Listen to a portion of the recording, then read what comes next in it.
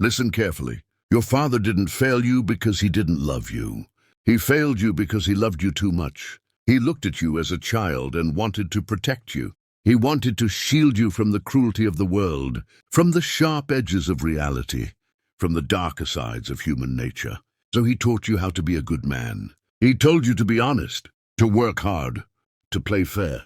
He told you that if you kept your head down, treated people well, and stayed patient, life would eventually reward you. He showed you a world where effort is always recognized, where justice always wins, and where the good ones finish first. He sent a sheep into a forest of wolves, armed with nothing but good intentions. And now here you are, overlooked, used, disrespected, tired.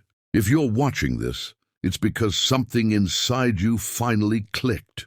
A quiet realization you couldn't ignore anymore. The rules you were raised with do not apply to the game you are playing. You were taught to play checkers. The world is playing chess. You're trying to be good in a world that responds to power.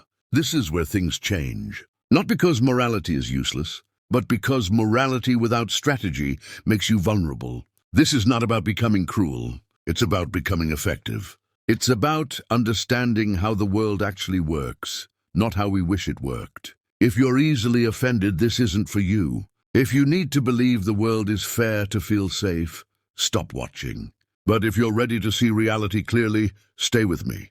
The first lesson is the hardest. You have to forgive your father, not because he was wrong to care, but because holding on to his limitations will keep you limited. He taught you the myth of merit. Work hard and you'll be rewarded. Reality doesn't operate that way. The world doesn't measure effort. It measures results. No one tracks how exhausted you are. No one keeps a record of your sacrifices. History doesn't remember who tried the hardest. It remembers who succeeded. A bridge built with good intentions that collapses is a failure. A bridge built by a ruthless man that stands for centuries is a success. You were trained to value effort itself. That made you obedient, reliable, replaceable. The man who gets the same result with less effort isn't lazy. He's efficient. Stop confusing burnout with virtue. Exhaustion is not proof of value. It's proof of poor strategy. The question is not, how hard am I working? The question is, how effective am I being? You were trained to be the mule. No one taught you how to be the rider. Then there's kindness. You were told to always be nice, to forgive, to turn the other cheek. It sounds noble, but in practice, it often teaches people that crossing you has no cost. Unenforced boundaries invite repetition. Mercy without consequence is not mercy. It's permission. When conflict is unavoidable, half measures are dangerous. A wounded enemy doesn't disappear. He waits. If you remove someone from your life, remove them completely. No emotional access, no open doors, no lingering presence. Peace is not created by tolerating chaos. Peace is created by eliminating threats. True kindness only exists when you have the capacity to be dangerous and choose restraint. Otherwise, you're not kind.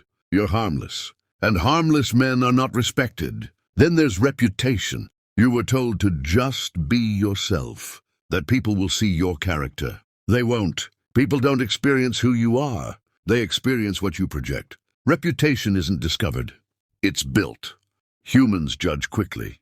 They rely on signals, posture, tone, presence, consistency. If you broadcast weakness, they remember it. If you show chaos, they define you by it. This isn't lying. It's editing.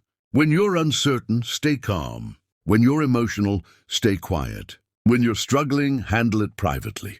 You don't owe the world access to your inner life. Authenticity without awareness is self-sabotage. You don't become strong by waiting to feel strong. You become strong by acting with discipline until it becomes real. The mask becomes the face. Then there's loyalty. You were taught to rely on gratitude. To believe helping people guarantees loyalty. It doesn't. Gratitude fades. Need remains. When you do too much for someone, you don't earn love.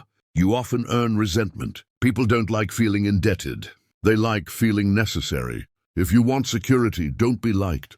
Be needed. Develop skills that are hard to replace. Control value others depend on. Become essential. Liked men are optional.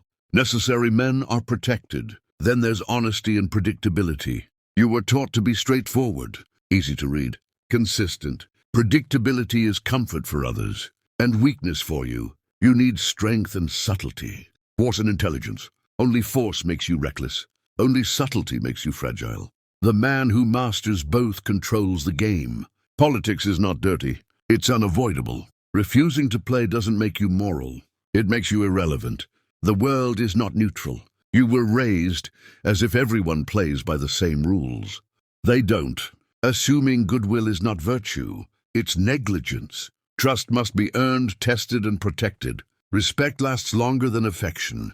Fear of consequences lasts longer than emotion. And finally, the hardest truth. To become who you're meant to be, you must stop seeking approval, especially from the past. Your father gave you a map for a different world, a slower one, a softer one. That map will get you lost today. Letting it go feels like betrayal. It isn't. It's growth. Honoring him doesn't mean copying his limits. It means surpassing them. Most men will hear this and return to their old lives tomorrow. Comfort is seductive, but now you know, and knowing changes the game.